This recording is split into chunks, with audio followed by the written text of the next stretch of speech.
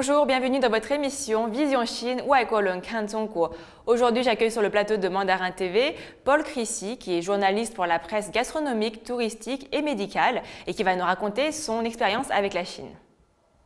Bonjour Paul. Bonjour Mademoiselle Chen, bonjour Sylvie.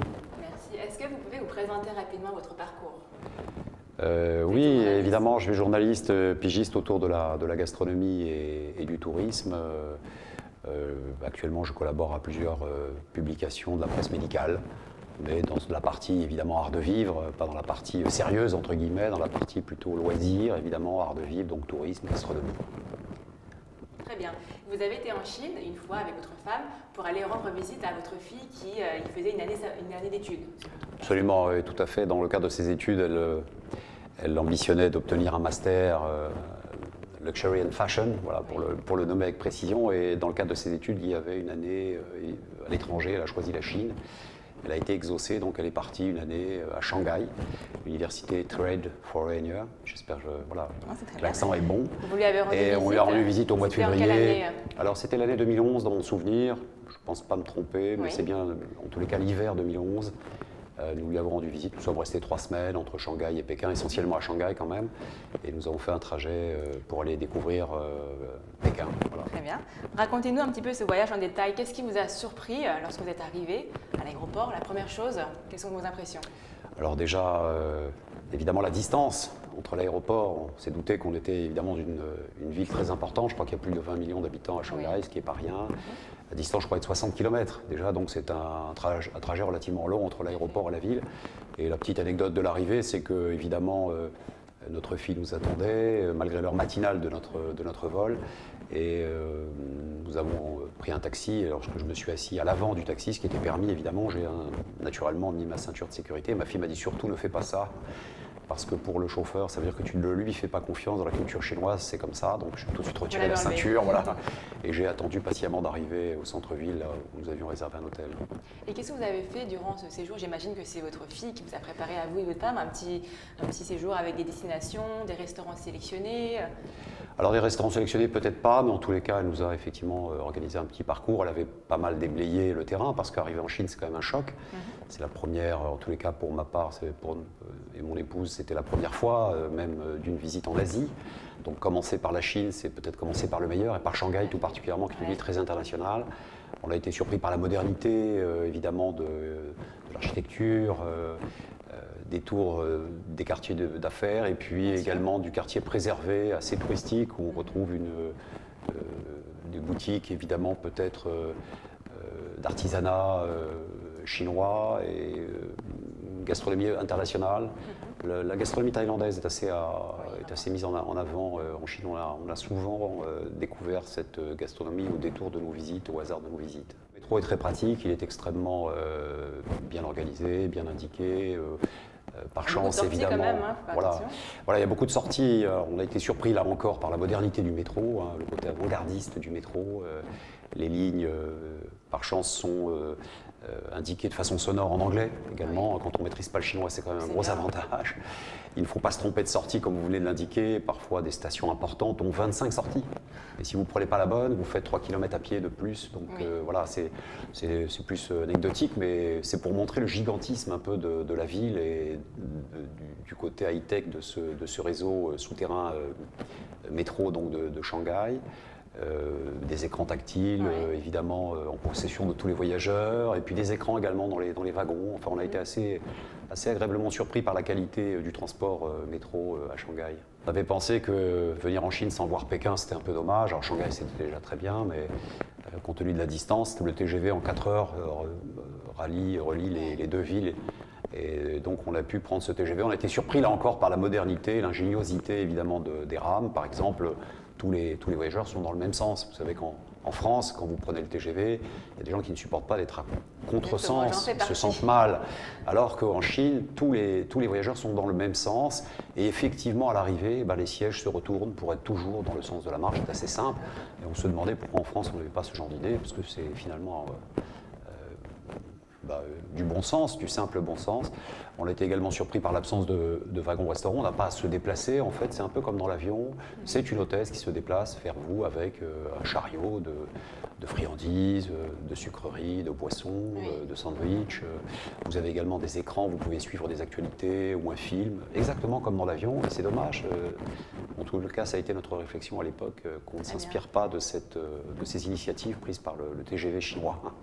Et vous avez séjourné à l'hôtel ou vous avez séjourné chez l'habitant peut-être durant votre séjour en Chine? Alors exclusivement en hôtel, et ma fille avait loué un appartement. Il y a beaucoup d'appartements à louer pour les étudiants étrangers.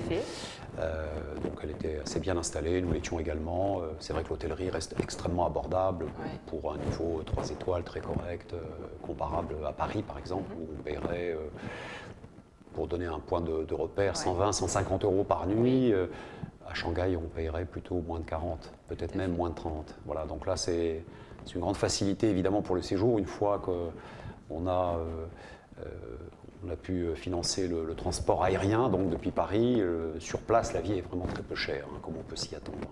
On vous voit sur quelques photos qui défilent derrière en chapka. Alors c'était l'hiver quand vous Voilà, avez c'était été. l'hiver, ça aussi c'est une bonne surprise, merci de me le rappeler. Moi je pensais qu'en Asie, de façon très candide, il faisait toujours chaud, et en fait pas du tout, il y a aussi un hiver. Un hiver très très rude aussi. Moi qui connais bien le Canada pour d'autres raisons, j'avais emmené effectivement ma chapka canadienne et un bon manteau, et je ne l'ai pratiquement pas quitté durant mon séjour. On a atteint quand même moins 10 degrés à Pékin par exemple. Donc voilà, c'était relativement froid. Vous avez visité la Grande Muraille sous le... Absolument. Avec le froid. Avec le froid, un froid très vif, mais bon, c'est vrai que c'est un moment très fascinant, un moment d'émotion. Beaucoup de touristes, même en hiver. Le tourisme chinois sans doute, évidemment, et un peu étranger en cette période, mais c'est vrai que la Grande Chine reste un passage quasiment obligé avec la cité interdite à Pékin. Voilà, je peux peut-être continuer sur Shanghai. On avait été surpris également officiellement le régime est communiste. Alors on a été surpris de voir cette architecture très avant-gardiste de tours, de bureaux, qui sont souvent des banques, alors ça nous faisait presque sourire, Bank of Shanghai, Bank of China, qui ont le long du fleuve voilà, des sièges sociaux plus luxueux les uns que les autres. Et puis dans le TGV aussi, il y avait une première classe, ça aussi ça nous a beaucoup étonné. On s'est dit tiens, régime communiste un peu particulier, voilà, ça nous a un peu étonné. Mais voilà, et durant ces 3 semaines, quels sont un de vos meilleurs souvenirs, alors, le moment le plus marquant que vous avez passé en famille? C'est difficile de faire une sélection, mais c'est vrai qu'il y a des choses assez surprenantes, fascinantes. L'aquarium peut-être de Shanghai, c'est une visite vraiment intéressante.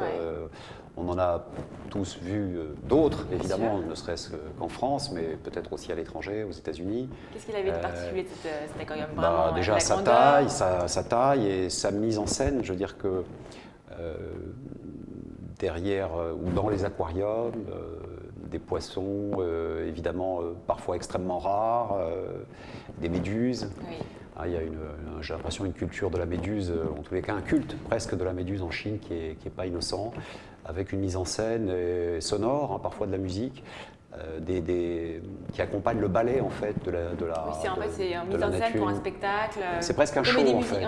C'est un show, c'est une comédie musicale sous-marine en fait. Et ça nous a beaucoup fascinés. Quelques tours également un peu particulières. Il y en a une dont je ne sais pas le nom, mais qui ressemble à un ouvre-bouteille. Voilà, c'est comme ça qu'on l'a surnommé en tous les cas. Ça, c'est une chose importante. Et puis un autre bâtiment qui au sommet dispose d'une plateforme transparente en fait, vert. Vous êtes à 200 mètres du sol et vous pouvez en toute sécurité. Voilà, il paraît que c'est un lieu pour les mariés. Les mariés viennent souvent se faire photographier à cet endroit à Shanghai. Vous avez été aussi en haut. Voilà, on est allé également en haut et prendre des photos assez spectaculaires sous nos pieds. Donc le vide, évidemment, voilà, âme sensible, s'abstenir. En tous les cas, ceux qui ont un mal de l'air ou des vertiges naturels. Dans tous vos propos, vos souvenirs, on voit vraiment que c'est la modernité qui vous marque, les tours, la transparence, les shows. Est-ce que vous avez vu aussi l'autre côté, peut-être, vous êtes vraiment resté dans les grandes villes, vous avez vu un petit peu peut-être la campagne, on va dire, la lisière, le côté plus paysage nature? Malheureusement, et je le regrette, mais le temps nous a manqué. C'est plutôt ma fille qui pourrait vous aider sur ces sujets, en tous les cas vous répondre, puisqu'elle a eu la chance de séjourner une année. Donc, tout à fait. Elle a eu la chance sans doute de parcourir la Chine et également la Chine rurale, ce qui nous a fait un peu défaut évidemment, compte tenu du temps qui nous était imparti. 3 semaines, c'était déjà relativement long. Voilà, il y avait une petite anecdote aussi sur les vélos. On avait tous en mémoire l'époque des vélos il y a 30 ou 40 ans. Aujourd'hui, il y a toujours un peu de vélos, mais ils ont tous un moteur. Ouais. Il y en a beaucoup moins, puis ils ont tous un moteur. Donc on voit que la modernité est arrivée, même si ce n'est pas des vélos électriques véritablement qui valent cher encore aujourd'hui à l'achat. Mais les vélos des origines ont été équipés d'un petit moteur, un petit bricolage. Il y a des vélos à moteur, il y a de plus en plus de voitures aussi, hein, ce que vous disiez tout à l'heure. Absolument, on a assisté à une circulation automobile qui était assez intense et on n'a jamais vu autant de voitures de luxe, de sport même. Voilà, on se rend bien compte qu'il y a sans doute ceux qui n'ont pas pris, voilà, des nouveaux riches, il y a ceux qui n'ont pas pris la modernité en marche, qui sont restés non pas sur le bord de la route, mais qui sont restés plus modestes, et ceux qui ont eu une réussite spectaculaire. Je n'ai jamais vu autant de Ferrari ou de Porsche que dans les rues de Shanghai, voilà, autant concentrés. Ça, c'était aussi une fascination. Et puis, la priorité, ça c'est aussi dans la culture chinoise, à Shanghai, circulation, on donne la priorité aux voitures. Le piéton passe quand il a une petite opportunité, mais ce n'est pas le piéton qui est prioritaire comme dans nos cultures européennes. Et particulièrement. Vous avez prévenu avant quand même. Voilà, elle m'avait dit surtout ne va pas traverser, te lancer sur un passage piéton. Les voitures sont prioritaires, elles passent d'abord. Et peut-être si tu as de la chance, tu pourrais passer plus tard. Voilà, mais surtout ne va pas te jeter comme on le fait souvent. Tout à fait, parfois dangereusement d'ailleurs aussi en France, en Europe. Voilà, en Angleterre, on est très respectueux du piéton, mais là c'est véritablement l'excès inverse. À Shanghai, c'est d'abord la voiture, après le piéton. Ouais. Et il y a des gens d'ailleurs qui régulent cette circulation, qui ne sont pas des policiers, qui sont des civils, voilà, et qui empêchent le piéton de traverser en donnant la priorité évidemment à la circulation. En France, c'est plutôt l'inverse. On empêche les voitures pour laisser passer les piétons. On a plutôt la culture de cette... dans ce sens, en tous les cas, on est un peu éduqué dans ce sens. Très bien. On va revenir un petit peu sur la gastronomie, si vous voulez bien, M. Crissy. Vous avez fait plutôt quel type de restaurant sur place? Vous avez goûté à quel type de goût? Est-ce que c'était plutôt relevé, sucré? Qu'est-ce que vous avez aimé? Alors relevé, non, parce que moi je m'en méfie un peu de cette cuisine relevée, donc je l'évite en général, quelle qu'elle soit. Mais j'ai été surpris par la richesse effectivement de la gastronomie déjà bien sûr locale. Vous avez mangé local, hein, c'est avec ça. Tous les rapports de prix, il y a des endroits où nous sommes allés sur les recommandations et avec notre fille, parce qu'elle connaissait. Et pour 5 €, vous faites un repas très complet. Voilà, mais c'est des endroits où peut-être seul on ne serait jamais rentré. Parce que ce n'est pas sans doute des restaurants très touristiques, mais c'est plutôt des restaurants pour des Chinois, des locaux, on va dire. Des restaurants de quartier. Des restaurants de quartier sans ambition de gastronomie particulière. Il faut connaître pour recommander. Et voilà, où on mange très simplement, voilà, avec une vaisselle extrêmement simple, sans chichi, si je puis dire. Voilà. Et également de nombreux restaurants internationaux, la cuisine thaïlandaise, comme je disais tout à l'heure. On a découvert un bar à vin qui était italien, mais qui était dirigé par un Français. Comment ça se fait alors? Est-ce que le vin marche bien en Chine? Le vin a l'air de bien marcher en Chine, absolument. Les vins italiens? Alors c'était les vins italiens parce qu'il m'expliquait, ce manager, il m'expliquait que les vins français subissaient un prix, enfin une taxe sans doute très importante pour l'importation en Chine. Et donc, par presque nécessité, il a pu trouver un bar à vin italien alors que lui était français. Mais bon, la richesse des vins italiens n'est pas à démontrer. Elle est également là, elle existe. Et son bar avait l'air de bien fonctionner. On a découvert également l'art du massage. C'est un sujet. Tous les coins de rue, il y a des petits massages, les pieds, on y va. Alors moi, je ne suis pas un grand amateur de ce genre de choses. Par contre, mon épouse et ma fille, oui. On peut même se faire masser à deux. C'était dans le même salon. On regarde dans la télévision. Voilà, pour quelques euros à peine, on peut avoir droit à un massage très complet d'1 heure, d'1 heure et quart. Voilà, pour le plus grand plaisir. Souvent, comme une petite activité que oui, en France, complètement. Alors c'est en train d'arriver à Paris. Je ne sais pas si, bon, à des prix qui n'ont plus rien, à voir. Voilà, c'est un peu dissuasif, mais je sais qu'il y a un grand développement de ces petits instituts de massage maintenant dans Paris. C'est vrai que le massage, c'est la patrie du massage, en tous les cas, c'est entre autres la Thaïlande, alors peut-être la Chine aussi. En tous les cas, à Shanghai, il y avait beaucoup de possibilités de se faire masser. Oui. Voilà, une grande communauté, une grande richesse. Toutes les nationalités, on l'a pu les croiser. Il y avait évidemment beaucoup d'Américains, mais moi, j'ai le sentiment que Shanghai, c'est une ville d'affaires déjà, et très internationale, très portée sur l'international, très ouverte. Un peu, vous avez visité un petit peu le quartier français, l'ancienne concession? Oui, bien sûr, qui sont des quartiers de tourisme pur, véritablement, qui ont été préservés, où on trouve de la restauration, des choses comme ça. Et c'est des quartiers un peu inévitables, on est obligé de les fréquenter. Heureusement, d'ailleurs, j'ai le sentiment que ces quartiers seront à jamais protégés et ne subiront pas de destruction. Voilà. Alors ça remonte à 5-6 années, j'ose pas imaginer ce que doit être aujourd'hui Shanghai, puisque bon, la Chine est un pays qui marche en avant, qui va vite. Et voilà, 6 années, c'est déjà un délai considérable. Vous avez fait donc les deux grandes villes, hein, les incontournables, Pékin et Shanghai. Bien sûr. Est-ce que vous avez remarqué des différences entre ces deux villes déjà? Peut-être quant à l'architecture, quant aux habitudes des Chinois que vous avez rencontrés, les habitants de Pékin et de Shanghai? Oui, déjà dans la langue, moi qui ne parle pas du tout le chinois, j'ai trouvé que la langue était très différente. La langue chinoise, j'ai trouvé qu'il y avait un accent à Pékin qui n'existe pas à Shanghai. Et j'ai préféré celui de Shanghai, personnellement. Mais c'est vraiment purement ceux de sonore. Pékin roulent beaucoup plus. Il y a je crois que c'était... Voilà, il y a une façon de prononcer, il y a une prononciation qui est très particulière. Parce qu'à Shanghai, il y a un dialecte aussi qui est propre, qui n'a rien à voir avec le mandarin. Mais c'est vrai que voilà, il y a des accents... Je trouvais que j'étais plus déstabilisé par l'accent de Pékin que par l'accent chinois, en tout cas par le chinois pratiqué à Shanghai. J'étais beaucoup moins choqué, on va dire, entre guillemets. Enfin, ça ne m'a pas empêché de dormir, hein, évidemment. Voilà. Pour Shanghai, il y avait aussi une visite qui me tenait à cœur, mais c'était le Jewish Tour.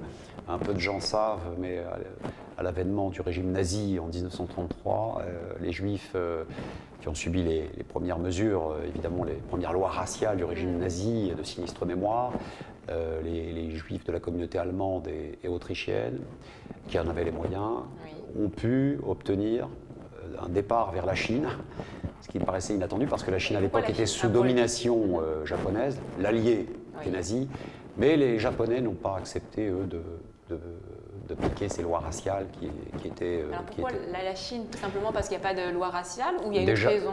Alors la seule raison, en fait, avant les mesures raciales inexistantes, c'est surtout l'absence de demande de visa.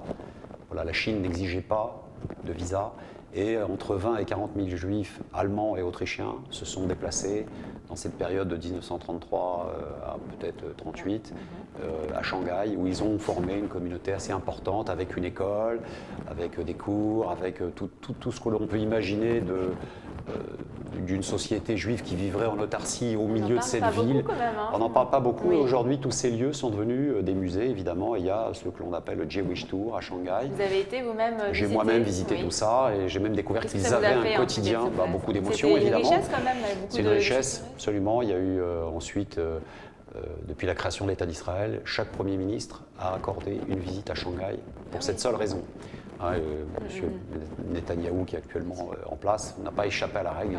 Il a accordé une visite également au quartier juif de Shanghai lorsqu'il a été nommé Premier ministre à la suite des élections. Donc cette tradition est soigneusement entretenue et conservée, donc c'est une bonne chose. Bon, aujourd'hui, la communauté sur place est réduite à presque rien, évidemment. Il reste sans doute quelques milliers. Oui, à peine. Peut-être qu'ils préservent évidemment ces anciennes écoles d'études talmudiques. Le plus important, c'est de perpétuer quand même avec les visites. Il y a eu aussi des mariages mixtes avec des Chinois. Donc il y a là aussi les souvenirs. On dit souvent que les Juifs et les Chinois se ressemblent. Alors, on dit souvent que les Juifs et les Chinois sont proches dans leur culture parce qu'il y a une défense de la famille, une idée assez importante des valeurs de solidarité. Travail, solidarité, famille qui sont très proches évidemment de la culture. Est-ce que la Chine que vous avez découverte avec votre femme, accompagnée de votre fille, est-ce qu'elle était vraiment différente de celle que vous imaginiez? Ah oui, totalement. C'est un vrai choc, une véritable découverte. Un pays en marche, un pays considérable. La Chine est la première ou la seconde population mondiale. On connaît sa puissance économique aujourd'hui, c'est une des grandes puissances du monde. Et surtout tout cela dans le cadre de la paix. La Chine n'est en guerre, que je sache, avec aucun de ses voisins et on s'en réjouit. Et moi, j'encouragerais véritablement à aller visiter la Chine et y retourner souvent. Il y a une vraie richesse, en plus un passé dont les Chinois peuvent être fiers. Enfin, c'est une nation qui a un passé considérable. Ma fille me faisait remarquer qu'en Chine, il n'y avait aucun problème de sécurité, par exemple. C'est vrai que je l'ai remarqué, on peut se déplacer la nuit, le jour, en métro, dans tous les moyens de transport. Au moment où elle est partie, elle a pris la décision de partir en Chine. Dans toute son année, elle n'a jamais été embêtée. Elle me disait à Paris, je suis peut-être plus embêtée dans le métro parisien à certaines heures. Si je me déplace seul, j'éviterai de le prendre. Alors que là-bas, on était en pleine sécurité. Bon, c'est pas le pays des bisounours, mais on a un sentiment de sécurité. C'est rassurant pour vous en tant que parent, j'imagine. Bien sûr. Mais alors, est-ce que quand elle vous a annoncé sa décision donc, de partir en Chine, un pays lointain que vous-même vous ne connaissez pas, est-ce qu'à ce moment-là, vous avez eu peur avec votre femme? Est-ce que vous étiez inquiet? Comment vous l'avez pris cette... Il y a toujours un peu d'inquiétude. Elle avait 5 ans de moins, 6 ans de moins, elle a 26 ans aujourd'hui, donc elle avait 20 ans, elle était encore extrêmement jeune. même si à 20 ans, on est déjà quand même un peu adulte, hein, et même majeur. Il y avait un peu d'appréhension, mais finalement, voilà, ça s'est bien passé. Une fois qu'elle a été installée, qu'elle est arrivée, qu'elle a pu louer son appartement et suivre ses cours, je crois que bon, elle sur était place, lancée. elle a dû aussi s'intégrer assez rapidement. Aussi, elle parlait anglais avec les autres Voilà. étudiants. Il y a une C'est vrai que communauté aussi l'anglais française. reste une langue voilà, commune à beaucoup de... Bon, la première langue parlée dans le monde, hein, soyons clairs. Tristement pour nous, Français, c'est ainsi. Et puis, voilà, elle nous a rassurés parce qu'à l'université, il y avait véritablement toutes les nationalités représentées. À l'université Trade Foreigner, il y avait des Australiens, des Américains, des Chinois sans doute, mais c'était l'ONU, quoi. C'était une véritable présence multiculturelle, et je crois que pour elle, c'était très enrichissant. Quand on a 20 ans, c'est une chance de commencer comme ça, et en tous les cas de terminer ses études de cette manière. C'est la fin de votre émission Vision Chine, Merci beaucoup de nous avoir suivis et je remercie Monsieur Paul Crissy d'être venu sur le plateau de Mandarin TV. Merci beaucoup pour ce récit passionnant. Merci.